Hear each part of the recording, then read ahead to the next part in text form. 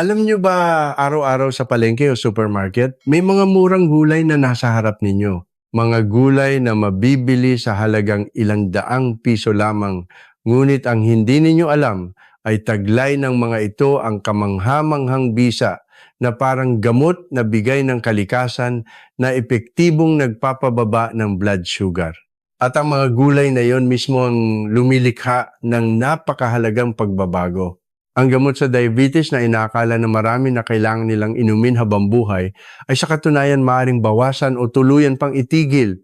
Hindi ito isang sabi-sabi lamang. Sa aking mahabang karanasan, napakaraming mga taong may edad 50 pataas ang nakapagbawas ng malaki sa dosis ng kanilang gamot sa diabetes matapos baguhin ang kanilang paraan ng pagkain, at marami akong nakitang kaso kung saan napanatili nila ang stable na blood sugar kahit tuluyan ng itinigil ang gamot. Magandang araw. Ako po si Dr. Victor Pascual, isang eksperto na may higit 30 taong karanasan sa pag-aaral ng pangangalaga sa kalusugan ng mga nakatatanda sa Pilipinas at sa Amerika. Matapos pag-aralan at obserbahan ang libu-libong pasyenteng may diabetes, may isang malungkot na katotohanan akong natuklasan. Maraming mga nakatatanda ang umaasa lamang sa gamot, habang binabaliwala ang mga likas na yaman na nasa kanilang mga kusina. Ayon sa mga opisyal na nailathalang siyentipikong pag-aaral, sa pamamagitan lamang ng pagkain ng tamang gulay, sa tamang paraan maaaring bumaba ang post-meal blood sugar ng hanggang 16%. Ang numerong ito ay katumbas na ng epekto ng ilang gamot sa diabetes. At ang mas nakakamangha pa pinapabuti ng mga gulay na ito, ang insulin resistance. Ito mismo ang pangunahing sanhi ng paglala ng diabetes. Ngunit bakit kaya maraming tao ang kumakain ng gulay araw-araw ngunit mataas pa rin ang kanilang blood sugar? Ang dahilan ay hindi nila alam ang tamang gulay o hindi nila alam kung paano ito ihanda at pagsamahin ng tama. May mga gulay na kapag binalatan ay nawawala ang lahat ng mahalagang nutrisyon, at mayroon ding mga gulay na doble ang epekto kapag kinain kasama ng ibang pagkain. Sa video na ito, ngayon ipapakilala ko sa inyo ang 4 na gintong gulay na madali ninyong mahahanap saan mang supermarket o palengke. Mga gulay na mabibili sa halagang ilang daang piso lamang, napatunayan na ng siyensya at sinubukan na ng daan-daang mga Pilipinong nakatatanda na nagtamo ng kamangha-manghang resulta. Ang mga gulay na ito ay nagpapababa ng blood sugar, nagbabawas ng dosis ng gamot, at higit sa lahat, tumutulong sa inyo na magkaroon ng malusog at masiglang katandaan. Pagkatapos ninyong panoorin ang video na ito, dumiretso agad sa supermarket at bilhin ang 4 na gulay na ipapakilala ko at lutuin ito ayon sa paraang ituturo ko. Sa gayon mararamdaman ninyo mismo ang kamangha-manghang pagbabago. Marami na ang sumubok nito at tinatawag nila itong milagro ng kalikasan. Bago tayo magsimula, pakipindot ang like button at subscribe button. Ito ay para hindi ninyo makaligtaan ang mas marami pang kapakipakinabang na impormasyon sa susunod. At kung sa tingin ninyo ay talagang nakakatulong at mahalaga ang nilalamang ito, mangyaring mag-iwan ng numerong 7 sa comment section. Kung hindi pa kayo sang-ayon o meron kayong ibang opinyon, maaari rin kayong mag-iwan ng numerong 0. Ang inyong feedback ay malaking tulong sa paglikha ko ng mas magagandang content. Ngayon, bago natin pag-usapan ang 4 na gintong gulay, hayaan ninyo munang sabihin ko ang katotohanan tungkol sa mga gamot sa diabetes na pinagkakatiwalaan at inaasahan ng marami araw-araw. Ano ang karaniwang unang reaksyon ng mga tao kapag sila ay na-diagnose na may diabetes? Tama. Ang lubos na pag-asa sa gamot. Iniisip nila, okay lang ako basta't regular kong iniinom ang gamot na inireseta ng doktor. At naniniwala sila na ang isang maliit na tableta na iyon ang magpapagaling sa kanilang diabetes. Ngunit ngayon sa sandaling ito, kailangan nating basagin ang maling akalang iyan. Ang gamot sa diabetes na iniinom ninyo araw-araw ay hindi gamot na nagpapagaling. Ito ay para lamang sa pag-alis ng sintomas. Sa madaling salita, Pansamantala lamang nitong pinapababa ang blood sugar, ngunit hindi nito nilulutas ang ugat ng problema. Hayaan ninyong ipaliwanag ko sa isang napakasimpleng halimbawa. Kapag nagkatrangkaso ka at umabot sa 39 hanggang 40 degrees ang lagnat mo, kapag uminom ka ng gamot sa lagnat, ginagamot ba nito ang trangkaso mo? Hindi. Pansamantala lamang nitong pinapababa ang lagnat. Ang virus ay nananatili pa rin sa iyong katawan at kung hindi ka magpapahinga, nang maayos babalik ang lagnat at lalo pang lalala. Ang gamot sa diabetes ay eksaktong ganoon din. Pansamantala lamang nitong pinapababa ang blood sugar. Ngunit ang ugat ng problema ang huminang pancreas, insulin resistance, fatty liver, at chronic inflammation ay nananatili at patuloy na lumalala. At ang mas nakakatakot, kung ipagpapatuloy mo ang dati mong gawi sa pagkain at pamumuhay habang umaasa lamang sa gamot, ang dosis ng gamot ay unti-unting tataas hanggang sa humantong sa paggamit ng insulin injection. Ang nakamamatay na siklong ito ay nakita ko na ng libu-libong beses. Kung gayon, ano ang tunay na lunas? Malinaw kung sasabihin ng pagbabago ng lifestyle, lalo na ang paraan ng pagkain. Ito ang tanging tunay na gamot na maaaring tuluyang mag-alis sa diabetes. Ang gamot ay pansamantalang lunas lamang para pamahalaan ang mga sintomas at hindi nito mapapalitan ang tamang paraan ng pagkain. At ang nakakagulat, ang pagbabago ng paraan ng pagkain ay napakasimple. Napakasimple na maiisip mo, bakit ngayon ko lang ito nalaman?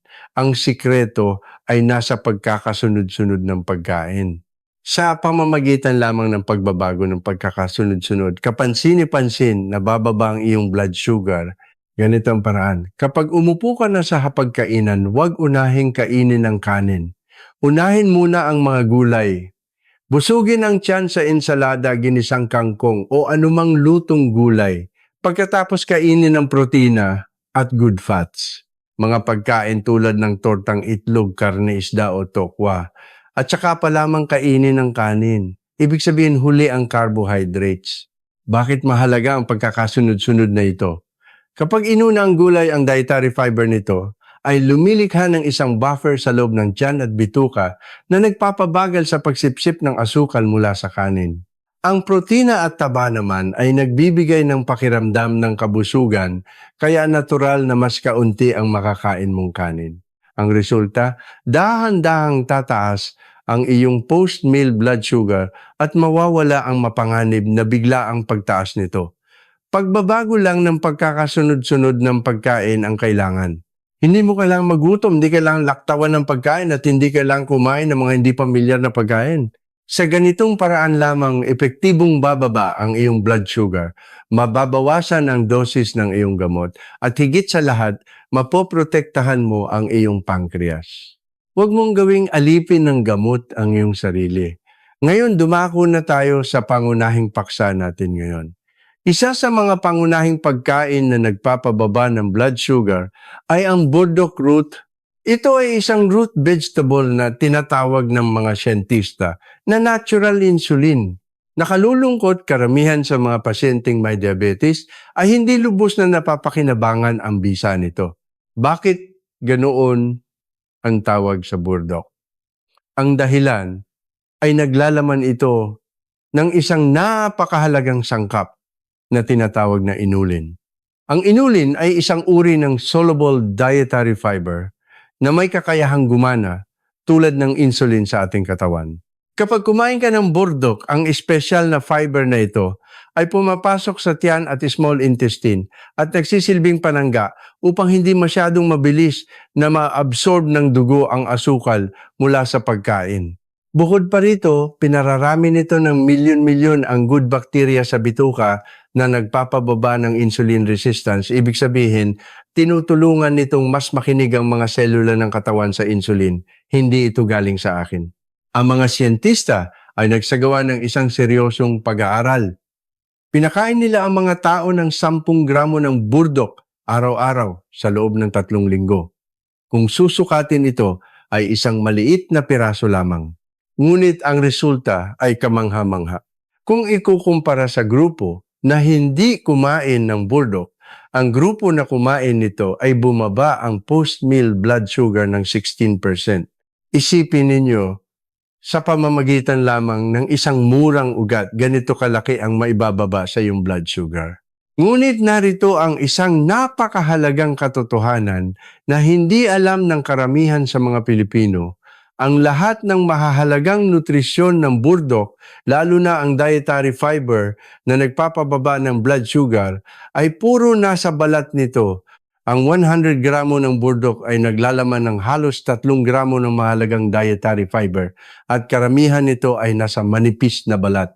Ngunit maraming tao ang nag-aakala na mas malinis kapag binalatan ito, ngunit sa katotohanan tinatapon nila ang pinakamahalagang bahagi. Kung gayon, paano ang madaling paraan upang kainin ng burdok na may balat? Hindi naman ito maaaring ngatayin ng hilaw, hindi ba?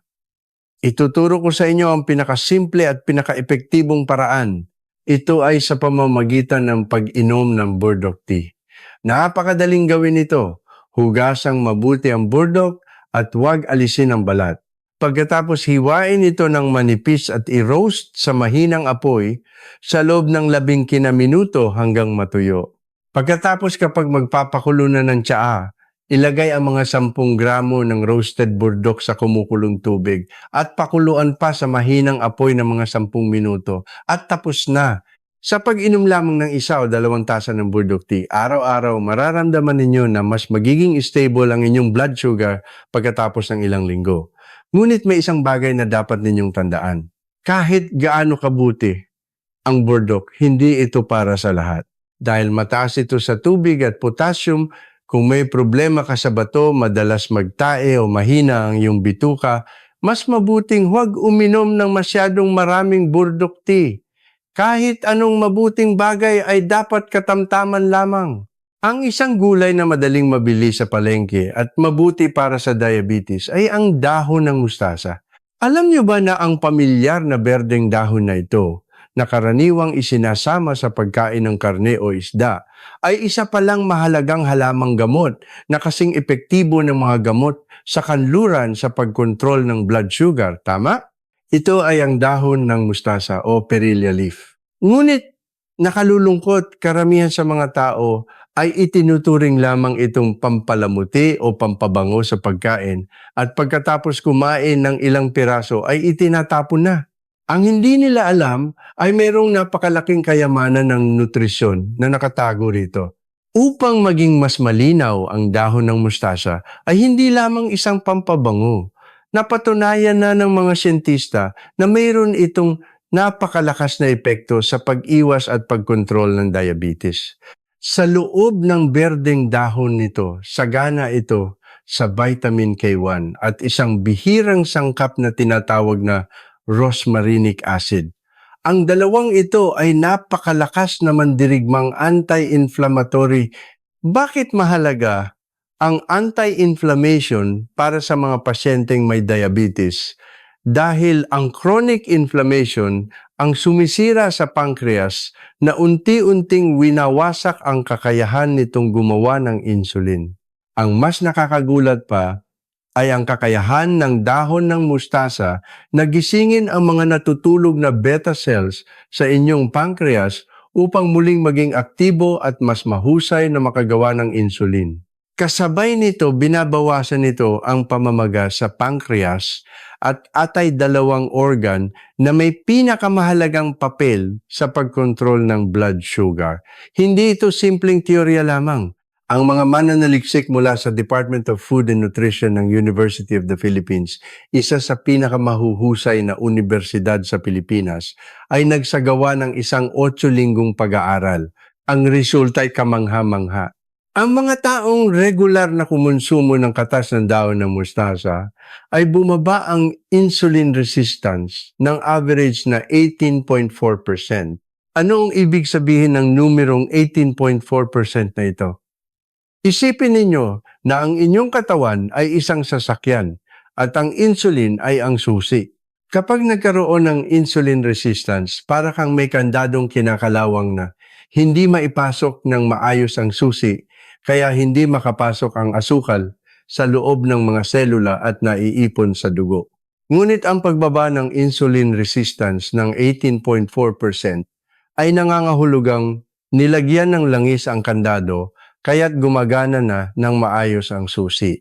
Sa madaling salita, ang dahon ng mustasa ay nagsisilbing isang konduktor na tumutulong sa insulin at mga selula na magkaisa at gumana ng mahusay. At may isa pa kayong dapat malaman. Kapag nanatiling mataas ang blood sugar sa mahabang panahon ng inyong dugo, ay unti-unting nagiging malagkit at malabo na parang syrup. Sa ganitong estado, madaling magbara ang mga ugat na maaaring magdulot ng stroke o atake sa puso. Ngunit ang chlorophyll na nasa dahon ng mustasa ay gumagana tulad ng isang kamangha-manghang natural na panlinis na naglilinis ng dugo, nagpapababa ng lapot nito at tumutulong upang mas madaling dumaloy ang dugo. Siyempre, maaaring sabihin ng marami, Doktor, medyo boring kumain ng dahon ng mustasa lang at masyadong matapang ang lasa kaya mahirap kainin. Opo, naiintindihan ko.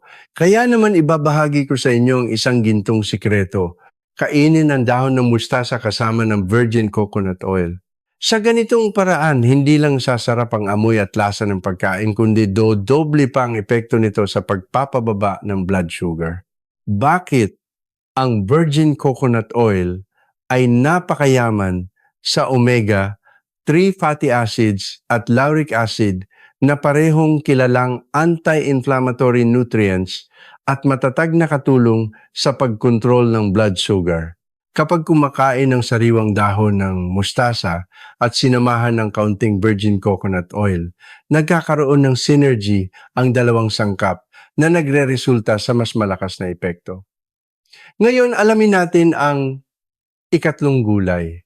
Kapag pumupunta kayo sa palengke o supermarket, napansin nyo ba na karamihan ng tao ay berdeng letsugas lang ang pinipili?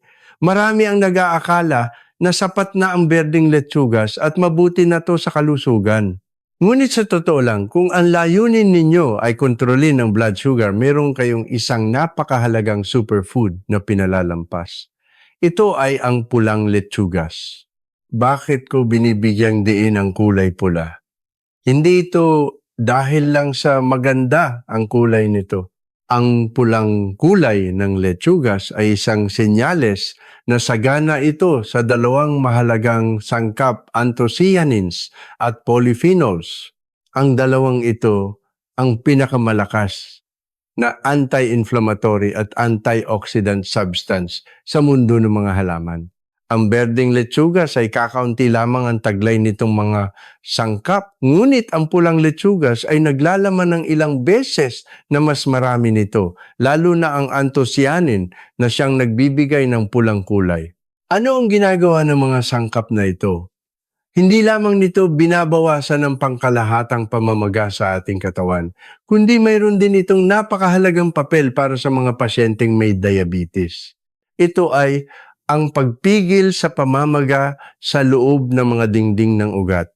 Ang dapat ninyong malaman ay kapag nanatiling mataas ang blood sugar, nasisira ang mga dingding ng ugat at namamaga at ito ang nagdudulot ng mga mapanganib na komplikasyon tulad ng stroke, atake sa puso at pagkabulok ng mga paa at kamay. Ngunit sa regular na pagkain ng pulang letsugas, ang malalakas na anti-inflammatory na sangkap nito ay gumagana tulad ng isang rescue team na nagpoprotekta sa mga ugat, nag-aayos ng mga nasirang bahagi at tumutulong upang mas maayos na dumaloy ang dugo. Ngunit huwag na huwag ninyong lulutuin o igigisa ang pulang letsugas.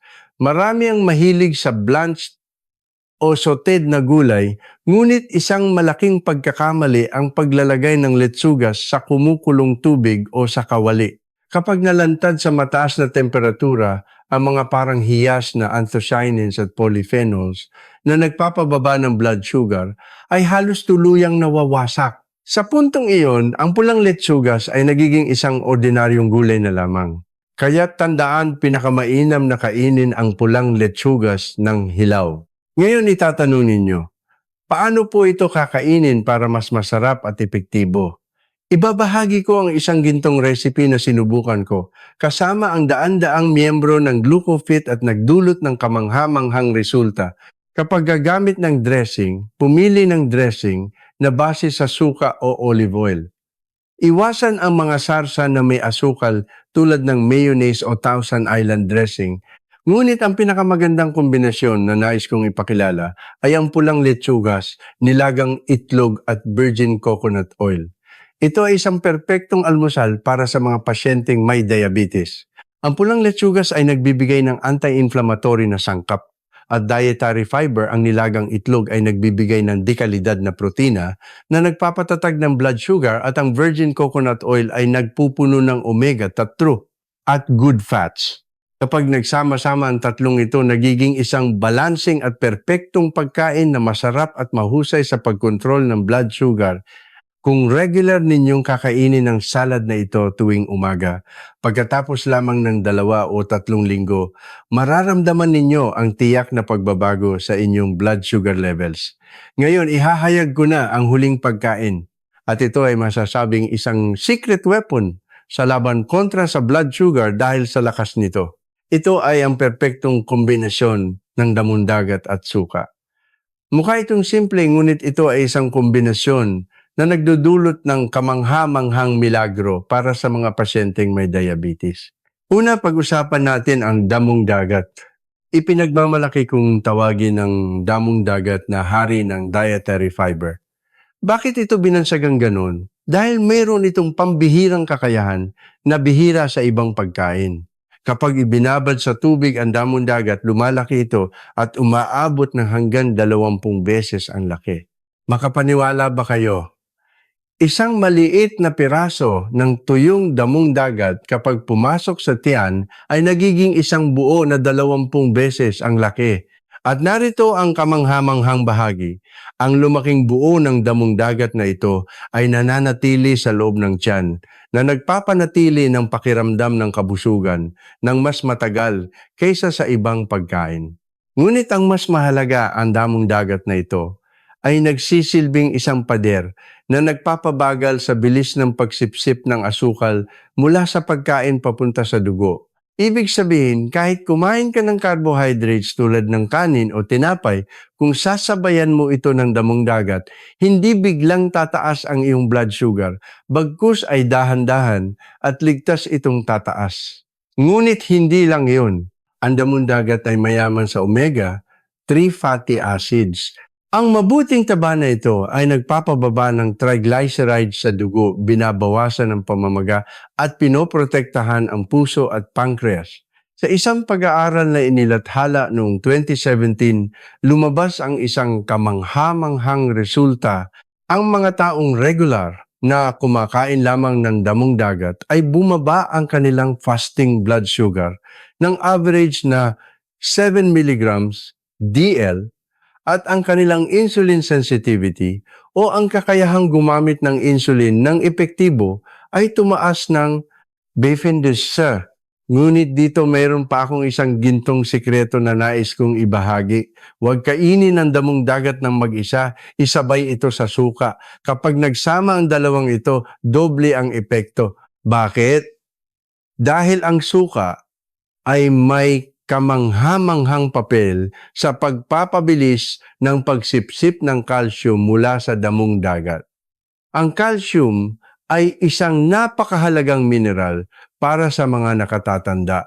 Bukod pa rito, pinapabagal palalo ng suka ang bilis ng panunaw at pinipigilan ng pagsipsip ng asukal na nagbibigay ng dobleng proteksyon sa iyong blood sugar. Buong kumpiyansa ko masasabi, ang kombinasyon ng damong dagat at suka ay isang perpektong likas na gamot sa diabetes na regalo ng kalikasan. Walang ibang kombinasyon ng gulay na kasing lakas at komprehensibo nitong pumipigil sa pagtaas ng blood sugar. Bukod sa 4 na gulay na nabanggit ko sa itaas ngayon, ay babahagi ko sa inyo ang isang sikreto na tahimik na kumakalat sa mga taong matagumpay na nagbawas ng timbang pagkatapos ng edad 5. Ito ay ang katotohanan na kapag kumakain ng saging, kung magdaragdag ka ng 1 kutsarang espesyal na sangkap, maaaring bumaba ang iyong post-meal blood sugar ng hanggang 34%. Ang numerong ito ay hindi kayang tapatan ng maraming gamot. Bukod pa rito, ang paraang ito ay tumutulong sa iyo na epektibong magbawas ng timbang nang hindi nagugutom. Parang napakaganda para maging totoo, hindi ba? Ngunit ito ay isang katotohanang napatunayan ng siyensya. Ang sikreto ay narito kapag kinain ng saging kasama ng isang partikular na pagkain kahit pareho ang dami ng carbohydrates na kinain. Kapansin-pansin na bumabagal ang bilis ng panunaw. Kaya't mas matagal ang pakiramdam ng kabusugan, nababawasan ang pagnanais na magmerienda at higit sa lahat hindi biglang tumataas ang blood sugar. Ngunit bago tayo dumako sa pangunahing nilalaman, nais ko munang magsalita tungkol sa isang malungkot na katotohanan na nararanasan ng maraming nasa katanghalian at katandaan araw-araw. Naramdaman niyo na ba ito? Mas kaunti na ang kinakain ko kaysa dati pero patuloy pa ring tumataas ang timbang ko. Dati madali lang mag-diet pero ngayon kahit magutom ako at mag-ehersisyo hindi ako pumapayat. Tumango ba kayo? Ito mismo ang dahilan kung bakit nararamdaman ninyo na pahirap ng pahirap magbawas ng timbang. Ang dahilan kung bakit nararamdaman ninyong imposible na. Hindi ito dahil mahina kayo o kulang sa determinasyon. Ito ay dahil nagbago na ang inyong katawan. Kaya't kailangan natin ng bago at mas angkop na paraan. Kaya't ang nais kong ipakilala ay ang banana diet method. Ang paraang ito ay espesyal na idinisenyo para sa mga nasa katanghalian at katandaan, simple, mura at nagbibigay ng kamangha-manghang epekto. Sikreto 1. Kainin ang saging kasama ng Greek yogurt. Marami ang umiiwas sa saging dahil natatakot na tataas ang kanilang blood sugar kung ito lang ang kakainin. Ngunit kapag kinain ng saging kasama ng Greek yogurt, ibang-iba na ang kwento. Ang Greek yogurt ay mayaman sa protina at walang idinagdag na asukal. Kapag kinain kasama ng saging, dahan-dahang natutunaw ang asukal ng saging kaya't banayad ang pagtaas ng blood sugar at walang mapanganib na bigla ang pagtaas. Bukod pa rito, pinapanatili ng protina ng yogurt ang pakiramdam ng kabusugan ng mas matagal kaya't kaya mong maghintay hanggang tanghalian ng walang merienda. Sikreto, budburan ng mani. Ito ay isang mahusay na sikreto na hindi alam ng marami. Ang mga mani tulad ng almonds, walnuts at cashews ay mayaman sa good fats, unsaturated fats at plant-based protein. Kapag binudburan ng isang dakot ng mani ang iyong banana yogurt, hindi lang ito nagiging malutong, kundi malaki rin ang naitutulong nito sa pagpapatatag ng blood sugar. Bumaba ang iyong blood sugar level at doble ang tagal ng pakiramdam ng kabusugan kumpara sa pagkain lamang ng saging. Sikreto 3. Magdagdag ng oatmeal at protina. Doktor, hindi ba sinabi ninyo na huwag pagsabayin ng carbohydrates? Tama? Ngunit ang oatmeal na tinutukoy ko rito ay napakaliit na dami lamang. Mga 2 o 3 kutsara lang ang ilagay. Kainin ito kasama ng saging, ngunit tiyaking magdagdag ng protina tulad ng chicken breast o nilagang itlog. Kapag nagsama-sama ang tatlong itong carbohydrates mula sa oatmeal at saging, ang protina mula sa chicken breast at ang good fats mula sa mani, nagiging isang perpektong balanseng pagkain. Sa ganitong paraan, mas matagal ang pakiramdam ng kabusugan, puno ng enerhiya at nananatiling stable ang blood sugar sa buong umaga. Sikreto 4. Budburan ng unsweetened cacao powder. At panghuli ang alas na nais kong ipakilala. Ngunit dapat unsweetened cacao ito. Walang silbi kung bibili ka ng produktong may asukal. Ang purong kakao ay napakayaman sa antioxidants na nagbabawas ng stress at nagpapabuti ng sirkulasyon ng dugo. Kapag isinama sa saging, nagkakaroon ito ng doubling synergy effect na nagpapababa ng blood sugar at tumutulong sa diet. Kung gayon, kailan at gaano karami ang dapat kainin? Inirekomenda ko na kainin ito sa umaga. Ang umaga, ang pinakamagandang oras upang sumipsip ng enerhiya. Kung hinog na saging na may mga brown spots, kalahati lang ang kainin. Kung hindi pa gaanong hinog na saging na mas mababa sa asukal, pwede hanggang 1. Huwag na huwag kumain ng higit sa isang saging sa isang araw. Ang sobrang asukal at calories ay magdudulot ng biglaang pagtaas ng blood sugar at makakasira sa epekto ng diet. Ngayon, tiyak na itatanong ninyo ito. Kung gayon, doktor, pwede bang pagsabayin ang saging Greek yogurt, mani kakao at oatmeal sa isang kainan? Ang sagot ko ay oo. At iyon mismo ang inirekomenda kong paraan. Isipin ninyo isang mangkok ng almusal na puno ng kulay. Ang puti at malambot na Greek yogurt bilang base budburan ng 2 o 3 kutsarang oatmeal, ilagay ang hiniwang kalahating saging, maglagay ng isang dakot ng mani, at sa huli, budburan ng kaunting unsweetened cacao powder. Ito mismo ang perpektong almusal para sa pagbabawas ng timbang, pagkontrol ng blood sugar, at isang masiglang araw. Mga kaibigan, nauna ko nang ipinakilala ang mga mabubuting pagkain na nagpapababa ng blood sugar, ang mga blood sugar warriors. Ngayon, nais kong magbigay ng babala tungkol sa 4 na pagkain. Palagi kong mahigpit na sinasabi sa mga pasyenteng may diabetes tungkol sa mga pagkain ito. Huwag na huwag ninyong bibilhin. Huwag na huwag ninyong kakainin. Hindi ito biro. Ito ay isang taos-pusong babala mula sa isang doktor na personal na nakakita sa malagim na resulta na dinanas ng maraming pasyente dahil sa mga pagkain ito. Ang unang pagkain ay ang mga inuming may asukal. Marahil iniisip ng marami, alam na namin yan. Alam naman ng lahat na masama sa katawan ang cola o soft drinks. Ngunit nakalulungkot sa tuwing pumupunta ako sa supermarket, nakikita ko ang daan-daang tao, lalo na ang mga nasa katanghalian at katandaan, na puno ang kanilang mga cart ng cola, soft drinks at canned coffee na siksik sa asukal. Kapag tinanong ko kung bakit sinasabi nila, okay lang naman ang isang lagok paminsan-minsan. Inumin ko lang kapag nauuhaw. Binili ko para sa mga apo ko. Ngunit sa mga inuming may asukal, walang paminsan-minsan o kaunti lang.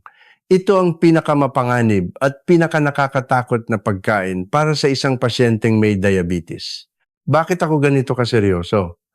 Dahil may malinaw na siyentipikong ebidensya. Sinubaybayan ko ang blood sugar data ng libu-libong miyembro ng GlucoFit gamit ang 24-hour real-time monitors.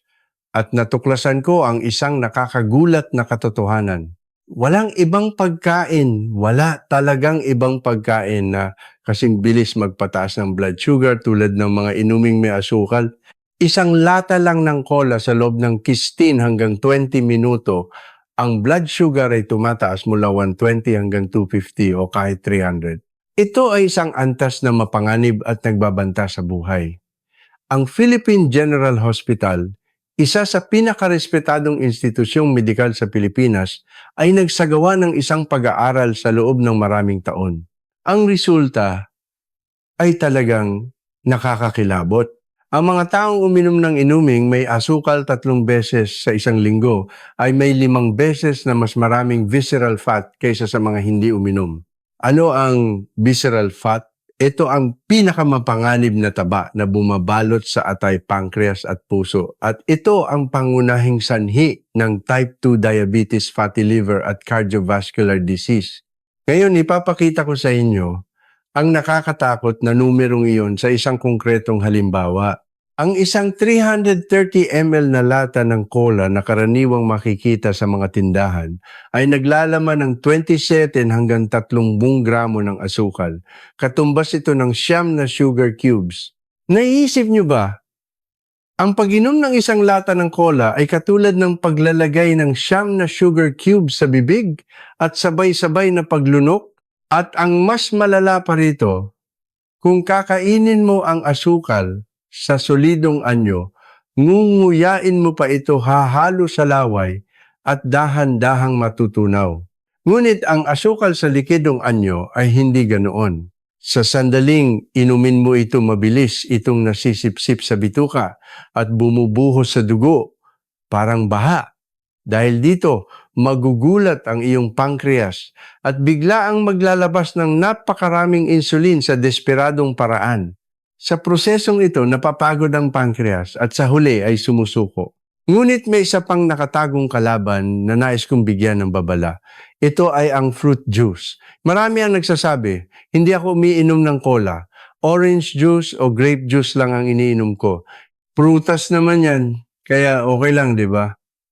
Napakadelikado. Ito ay isa sa pinakamalalang maling akala. Naranasan nyo na bang bumili ng magagandang bote ng mamahaling fruit juice para sa handaan o bilang regalo? Malalaki at makikinang na bote label na may larawan ng sariwang prutas? Mukhang malusog, hindi ba? Ngunit subukan ninyong basahin ang nutrition facts sa likod. Malamang ay magugulat kayo. Ang nilalaman nitong asukal ay walang pinagkaiba sa cola. Sa katunayan, ang ilang produkto ay mas marami pa. Kaya't huwag kayong magpalinlang sa mga salitang 100% natural fruit juice o purong katas ng prutas. Sa sandaling gawin itong juice, nawawala ang fiber at ang natitira ay purong asukal lamang. Nilalason ninyo ang katawan ninyo at ng inyong pamilya. Ngayon, tingnan natin ang isa pang mapanganib na pagkain. Marami ang nagkakamali na ito ay isang malusog na merienda, ang dried fruits. Sa tuwing nakikita ko sa aking klinika ang mga pasyente na kumakain ng pasas mango chips o banana chips, talagang nalulungkot ako. Sinasabi nila, Doktor, prutas po ito. Hindi naman ito candy. Ngunit ang katotohanan ay napakasakit. Ang dried fruits ay 10 beses na mas mapanganib kaysa sa sariwang prutas. Bakit ko nasasabi ito nang may katiyakan? Ipapaliwanag ko sa isang siyentipikong halimbawa na hindi ninyo malilimutan. Gamitin nating halimbawa ang ubas. Isang tasa ng ubas, mga 150 gramo, ay naglalaman ng humigit kumulang 77 hanggang 70 gramo ng asukal. Medyo marami na, di ba? Ngunit ang nakakagulat na katotohanan ay ang parehong dami ng isang tasa ng pasas ay naglalaman ng 110 gramo ng asukal. Halos 4 na beses na mas marami. Nakikita nyo ba ang napakalaking pagkakaiba? Ito ay dahil sa proseso ng pagpapatuyo, nawawala ang tubig at ang asukal ay nagiging concentrated sa isang maliit na volume. Para ka nang kumakain ng purong tableta ng asukal. Bawat maliit na butil ng pasas na isinusubo mo ay naglalaman ng hindi mo akalaing dami ng asukal. At ang masama pa, ang mga dried fruits tulad ng pasas, dried mango, dried banana ay madaling kainin ng sunod-sunod kaya't hindi mo kontrolado ang dami ng iyong nakakain. Isang dakot tapos isa pa habang nanonood ng TV o nakikipag-usap patuloy kang kumakain. Ang resulta, hindi mo namamalayan na napakaraming asukal na ang naipasok mo sa iyong katawan. Diretsahan kong sasabihin, walang ibang pagkain na kasing bilis at kasing lakas magdulot ng blood sugar bomb tulad ng dried fruits. Kaya't kung ayaw ninyong sumabog ang inyong blood sugar, kung ayaw ninyong mapagod ng husto ang inyong pancreas, pakiusap, tuluyan ninyong itigil ang pagkain ng dried fruits. Hindi ito ang malusog na merienda na inaakala ninyo, kundi isang mapanganib na kalaban na nagkukubli. Ngayon, pag-usapan natin ang ikatlong pagkain. Isang pagkain na kinakain ng marami, lalo na ang mga abalang tao tuwing umaga nang walang pag-aalinlangan, ngunit sa katotohanan ay unti-unting sumisira sa kanilang kalusugan. Ito ay ang cereal. Tuwing umaga, maraming tao ang nagbubuhos ng cereal sa mangkok, nilalagyan ng gatas at mabilis na kinakain bago pumasok sa trabaho. Iniisip nila, ito ay isang mabilis at madaling almusal at mukha namang masustansya. Ngunit ang malupit na katotohanan ay sinisimulan ninyo ang inyong araw sa isang terribleng blood sugar storm. Karamihan sa mga cereal sa merkado ay naglalaman ng napakaraming idinagdag na asukal. At ang mas malala, kapag binuhusan ito ng gatas, natutunaw ang asukal ng cereal sa gatas, kaya't ang inyong mangkok ay nagiging isang mangkok ng tubig na may asukal. Naaalala nyo ba nung bata pa kayo na iniinom ang natirang gatas pagkatapos maubos ang cereal? Iyon ang sandali na umiinom kayo ng isang mangkok na puno ng asukal. Ano ang resulta? Mula umaga, sumisipa ang blood sugar at ang pancreas ay overloaded na sa simula pa lang ng araw. At pagsapit ng alas 10 o alas 11 ng umaga, kapag labis na kumilos ang insulin at bumaba ng husto ang blood sugar, makakaramdam ka ng matinding pagod, pagkahilo, antok at isang matinding pagnanais sa matamis.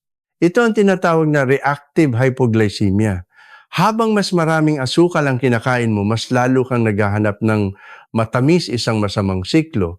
Kamakailan maraming zero sugar o walang asukal na cereal ang lumabas. Marami ang natuwa na sa wakas ay natagpuan na nila ang gintong solusyon. Ngunit pakiusap maging matalino. Ang mga produktong ito ay walang idinagdag na asukal, ngunit ito pa rin ay isang kumpol ng refined carbohydrates. Kapag pumasok sa katawan, nagiging asukal din ito at mabilis ding nagpapataas ng blood sugar. At huwag kalimutan ang mga snack na kasing delikado ng cereal. Chichirya crackers, rice crackers, potato chips at iba pa. Bakit partikular na mapanganib ang mga snack na ito? Dahil ito ay isang triple bomb. Una ay asukal, pangalawa ay refined carbohydrates, at pangatlo ay masamang taba, saturated fat at trans fat. Kapag nagsama-sama ang tatlong ito, nagiging pinakamasamang kombinasyon na sumisira sa pancreas. Bukod pa rito, karamihan sa mga snack ay napakaalat. Dahil sa sobrang taas ng sodium content, hindi lang nito pinapataas ang presyon ng dugo, kundi nagiging dahilan din para hindi mo mapigilan ang pagkain. Kaya't para sa mga pasyenteng may diabetes, ang mga snack ay numero unong kalaban. Dapat itong itigil agad. Panghuli, pag-usapan natin ang isang healthy na pagkain na pinaniniwalaan ng maraming nasa katanghalian at katandaan. Ito ay ang mga liquid meal na gawa sa grains, mga nutritious green drinks at mga vegetable fruit juices. Masakit man sabihin ang bahaging ito, ngunit kailangan kong sabihin dahil marami sa inyo ang umiinom nito araw-araw sa paniniwalang inaalagaan ninyo ang inyong kalusugan. Maraming nakatatanda ang nag-iisip. Ang liquid meal ay gawa sa whole grains, oats, brown rice, black beans at BBP. At dahil durog na madali itong matunaw at syempre mabuti sa kalusugan. Sa katunayan, may isang miyembro ng Glucofit na buong pagmamalaking nagsabi sa akin, "Doktor, umiinom ako ng liquid meal tuwing umaga. Inaalagaan ko po ng mabuti ang kalusugan ko," di ba? Nang marinig ko yun, nagulat ako at agad sinabi, "Hindi po.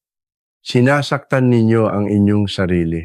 Ang dahilan kung bakit ganito kalakas ang aking reaksyon ay dahil ang liquid meal ay isang nakubling blood sugar bomb. Makinig kayo. Kapag buo pa ang butil, kailangan itong nguyain ng mabuti at ang balat at dietary fiber nito ay nagpapabagal sa panunaw kaya't dahan-dahang inilalabas ang asukal. Ngunit kapag dinurog ang butil at ginawang pulbos at tinunaw sa tubig para inumin ang natural na mekanismong proteksyon na ito, ay tuluyang nawawasak.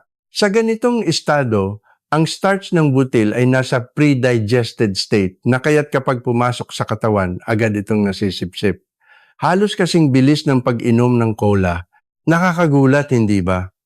Kahit walang idinagdag na asukal sa liquid meal, ang carbohydrate content ng pulbos na butil ay agad na nagiging asukal at bumubuhos sa dugo. Kaya't nagkakaroon ng isang nakakatakot na pagtaas ng blood sugar. At isa pa na dapat kong bigyan ng babala ay ang green juice o vegetable juice. Sa pangalan pa lang mukha ng malusog, hindi ba? Kale juice, ABC juice, apple, beet, carrot, mga sariwang fruit juices. Ang mga inuming kumikinang sa kulay berde at kahel mukhang elegante at masustansya. Kaya't marami ang gumagastos ng libu-libong piso para dito at naniniwalang sila ay nagde-detox. Ngunit kailangan kong basagin ang ilusyong ito. Kapag inilagay ang gulay at prutas sa blender at ginawang likido, hindi mo namamalayan na sinisira mo ng tuluyan ang natural na istruktura ng dietary fiber nito. Ang dietary fiber ang tagapagtanggol na nagpapabagal sa pagsipsip ng asukal, ngunit kapag ito ay pinira-piraso, nawawalan ito ng bisa. Ano ang natitira? Isang tubig na may asukal na mula sa prutas at gulay. At iyon ay direktang dumadaloy sa iyong dugo. Ang resulta ay malinaw kahit uminom ka ng kale juice o mamahaling mixed juice, ang iyong blood sugar ay tataas pa rin na parang uminom ka ng soft drinks. Sinasayang mo lang ang iyong pera at oras at higit sa lahat sinasaktan mo ang iyong sarili. Alam kong hindi madaling isuko ang lahat ng ito, lalo na kung ito ay mga nakasanayan na sa mahabang panahon.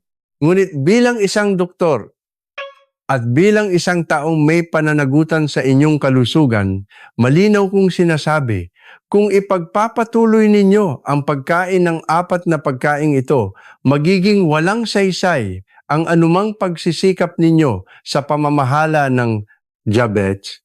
Kahit gaano karaming gamot ang inumin ninyo, hindi nito kayang tapatan ang pinsalang dulot ng mga pagkaing ito. Kaya't simula bukas, hindi simula ngayon kapag pumunta kayo sa supermarket, tuluyan ninyong iwasan ang 4 na pagkaing ito. Huwag tingnan, huwag bilhin at huwag ilagay sa inyong basket. Sa halip, palitan ito ng mga mabubuting pagkain na ipinakilala ko: burdok dahon ng mustasa, pulang letsugas at damong dagat. Mga kaibigan, nauna ko nang tinalakay ang tungkol sa dieta, ang pinakamahalagang elemento sa pamamahala ng diabetes. Ngayon, ihahayag ko sa inyo ang 3 gintong gawi. Ang mga gawi na ito ay napakasimple, hindi nangangailangan ng kahit 1 sentimo, ngunit nagtataglay ng kamangha-manghang kapangyarihan sa pagkontrol ng blood sugar. Marahil iniisip ng marami, naku, matatandaan at magagawa ko, kaya ang lahat ng iyan, buong araw kailangan kong isipin kung ano ang kakainin, ano ang iiwasan, pati na ang oras ng pag-inom ng gamot. Napakakomplikado. Lubos kong nauunawaan ang nararamdaman ninyo. Kaya't ang 3 gawin na sasabihin ko ay napakadaling gawin sa pang-araw-araw na buhay, halos walang hirap. Ngunit huwag kayong magpalinlang sa pagiging simple nito. Bagamat mukhang walang kabuluhan sa labas sa loob nito, ay may nakatagong malakas na siyentipikong prinsipyo na maaaring tuluyang magbago ng inyong blood sugar levels. Kaya't pakinggan ninyong mabuti ang sasabihin ko ngayon. Ito ay maaaring ang gintong susi upang mabawasan ninyo ang dosis ng gamot o tuluyan pa itong itigil. Gawi uno tumayo tuwing 30 minuto, mukhang napakasimple, hindi ba?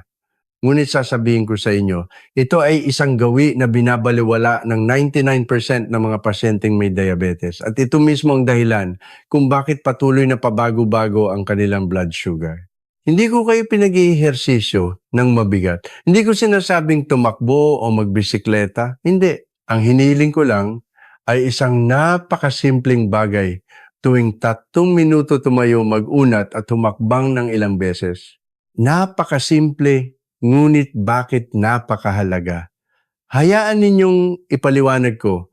Kapag matagal kang nakaupo habang nanonood ng TV, nagbabasa ng dyaryo o nakikipag-usap, bumabagal ang sirkulasyon ng dugo sa iyong katawan. Hindi maayos na naipapamahagi ang blood sugar sa mga selula. At dahil hindi gumagalaw ang mga kalamnan, hindi nito sinusunog ang asukal. Sa huli, nananatiling mataas ang blood sugar. Ngunit kapag tumayo ka at nagunat at naglakad kahit saglit lang, medyo bibilis ang tibok ng puso, magiging aktibo ang sirkulasyon ng dugo, at magigising ang mga kalamnan upang simulang gamitin ang blood sugar bilang enerhiya. Sa loob lamang ng ilang minuto, kapansin-pansin na bababa ang iyong blood sugar. Siyempre, maaring sabihin ninyo, Doktor, nakakalimutan ko. Paano ko maaalala tuwing 3 minuto? Huwag mag-alala. Meron akong maliit na tip para hindi ninyo ito makalimutan. Una, tuwing iinom ka ng tubig, tumayo ka. Mabuting uminom ng tubig tuwing 30 minuto. Habang kumukuha ng tubig, sumilip sa bintana at ipahinga rin ang isip. Pangalawa, kapag nagsisipilyo, huwag umupo, tumayo ka. Pangatlo, kapag may kausap sa telepono, huwag lang umupo, tumayo at maglakad-lakad habang nakikipag-usap. Ang maliliit na gawin na ito ay natural na magtutulak sa iyo na madalas tumayo. At mayroon akong tunay na kaso. Isang miyembro ng GlucoFeed ang nagsagawa lamang ng gawi na tumayo tuwing 3 minuto sa loob ng isang buwan at ang kanyang fasting blood sugar ay bumaba mula 110 patungong 100. Hindi siya nagdagdag ng gamot. Nararamdaman niyo na ba ang kamangha-manghang kapangyarihan ng simpleng gawi na ito? Gawi 2. Mag-ehersisyo ng kalamnan. Ngayon sasabihin ko ang isang katotohanan na marahil ay ayaw marinig ng marami, ngunit kailangan ninyong malaman. Noong bata pa nag-ehersisyo tayo ng kalamnan para pagandahin ang ating katawan. Ngunit sa pagtanda, kailangan nating mag-ehersisyo ng kalamnan para mabuhay. Hindi ito eksaherasyon. Ang kalamnan ang pinakamalaking imbakan ng asukal sa ating katawan. Kapag mas marami ang kalamnan, mas mahusay na nasisipsip at sinusunog ng katawan ng asukal. Ngunit ang problema, pagkatapos ng edad tarta, kung hindi ka mag-ehersisyo, nababawasan ang iyong kalamnan taon-taon. Kapag nabawasan ang kalamnan, kasabay nitong bumababa ang kakayahang kontrolin ang blood sugar. Ito ang isa sa mga dahilan kung bakit mas madaling magkaroon ng diabetes sa pagtanda. Marahil ay nagulat ang ilan sa inyo sa narinig. Naku, kailangan ko bang pumunta sa gym at magbuhat ng mabibigat na barbell? Hindi. Hindi. Ang inirekomenda ko sa inyo ay napakasimpleng ehersisyo na magagawa kahit sa bahay. Ehersisyo 1. Kung pinapanood ninyo ang video na ito, ngayon tumayo at mag-squat ng 5 beses. Umupo at tumayo ng 5 beses. Medyo hihingalin kayo. Iyan ay patunay na ginagamit ninyo ang inyong mga kalamnan sa hita. Ang hita ang pinakamalaking kalamnan sa ating katawan. Kaya't kapag gumalaw ang kalamnan na ito, malaking halaga ng blood sugar ang nasusunog. Ehersisyo to para sa mga may mahinang tuhod. Isandal ang likod sa pader at ibaluktot ang tuhod ng 90 degrees na parang nakaupo sa isang hindi nakikitang upuan at manatili sa posisyong iyon ng 20 segundo. Pagkatapos tumayo, ang ehersisyong ito ay nagpapalakas ng kalamnan nang hindi nagbibigay ng bigat sa tuhod. Ehersisyo 3, ang pinakasimple ngunit pinakaepektibong paraan. Sa halip na gumamit ng elevator o escalator, gamitin ang hagdan. Sa trabaho, sa bahay, sa istasyon ng tren, kung posible piliin ang hagdan, ang pag-akyat lamang ng 2 o 3 palapag sa isang araw ay isang mahusay na ehersisyo para sa hita. Ngunit para sa mga may mahinang tuhod, iwasan ang pagbaba. Nagbibigay ito ng bigat sa tuhod. Gawi 3. Kumain ng dahan-dahan at nguyain ng mabuti. Ang huling gawi ay medyo tradisyonal ngunit napakabisa. Ito ay ang paglalaan ng hindi bababa sa 20 minuto para sa isang kainan at pagnguya ng hindi bababa sa 15 beses bawat subo. Mga kaibigan, kahit parehong isang mangkok ng kanin ang kainin, malaki ang pagkakaiba sa blood sugar. Depende kung mabilis o dahan-dahan mo itong kinain. Ang dahilan ay simple. Kapag mabilis kang kumain ng pagkain, ay bumubuhos sa tiyan ng halos hindi nginunguya. Sa estado na hindi pa sapat ang panunaw, mabilis na dumadaloy ang asukal sa dugo. Ngunit kapag kumain ka ng dahan-dahan at nginuya ng mabuti, sinisimulan na ng bibig ang unang daanan ang panunaw. Ang pagkain ay nadudurog na halo sa laway at nagsisimula ang panunaw sa bibig pa lang. Pagdating sa tiyan, dahan-dahan ang proseso ng panunaw at ang asukal ay dahan-dahan banayad at ligtas na inilalabas. Kaya't simula ngayon, iwanan ang gawi na magmadali sa pagkain, ang gawi na kumain habang nanonood ng TV o cellphone. Mag-focus sa pagkain, nguyain ng dahan-dahan bawat subo at lasapin ang lasa. At maglaan ng hindi bababa sa 20 minuto para sa isang kainan. Sa pamamagitan lamang ng pagbabago ng maliit na gawi, na ito magiging mas stable ang inyong blood sugar. Ang 3 gawin na ito, ang pagtayo. Tuwing 30 minuto, simpleng pag-ehersisyo ng kalamnan at pagkain ng dahan-dahan at pagnguya ng mabuti bagamat simple ay 3 matibay na haligi na tutulong sa inyo na epektibong kontrolin ang inyong blood sugar. Simulan ninyo ito ngayon din Mahal ko mga kaibigan, sabay-sabay nating tinahak ang isang napakahalagang paglalakbay ngayon. Mula sa 4 na gintong gulay na nagpapababa ng blood sugar, burdock dahon ng mustasa, pulang letsugas at damong dagat hanggang sa mga pagkaing mamamatay tao sa blood sugar na dapat iwasan ang sikreto sa pagbabawas ng timbang gamit. Ang saging at ang matalinong pagkain ng oatmeal. Panghuli, ang 3 gintong gawi na hindi nangangailangan ng pera, lahat ay ating pinag-aralan. Dahil napakaraming impormasyon ngayon, marahil ay medyo nakakalula. Ngunit huwag mag-alala. Hindi ninyo kailangan gawin lahat ng sabay-sabay. Magsimula sa isang maliit na pagbabago. Halimbawa, subukang bumili at kumain ng isang tali ng dahon ng mustasa ngayong gabi. O baguhin ng kaunti ang pagkakasunod-sunod ng pagkain. O simpleng tumayo at mag-una tuwing 30 minuto. Mula sa isang napakaliit na hakbang, unti-unti ninyong mabubuo ang isang malusog na pamumuhay. At maniwala kayo, sa loob lamang ng ilang linggo, mararamdaman ninyo mismo ang malinaw na pagbabago sa inyong blood sugar levels. Kung nakatulong sa inyo ang video na ito ngayon, pakipindot ang like at ibahagi ito sa inyong pamilya, mga kaibigan, lalo na sa mga may problema sa blood sugar. Huwag din kalimutan na mag-subscribe sa channel at i-on ang notification bell. Sa gayon, hindi ninyo makakaligtaan ang mga susunod na health videos. At ang pinakamahalaga, iwanan ang inyong mga saloobin sa comment section sa ibaba. Anong pagbabago ang sisimulan ninyo? Meron ba kayong mga tanong tungkol sa pamamahala ng blood sugar? Babasahin ko lahat ng komento at sisikaping sagutin ang lahat.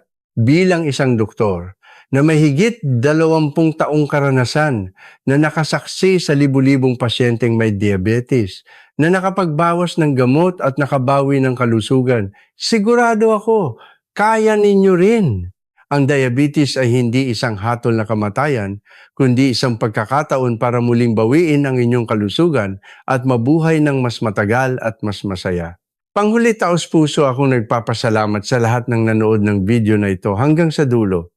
Naway maging malusog kayo at ang inyong pamilya puno ng kaligayahan at magkaroon ng matatag na blood sugar at isang payapa at masayang katandaan. Magkita-kita tayo sa susunod na video. Paalam. At laging tandaan, ang kalusugan ng pinakamahalagang yaman. Alagaan ito araw-araw.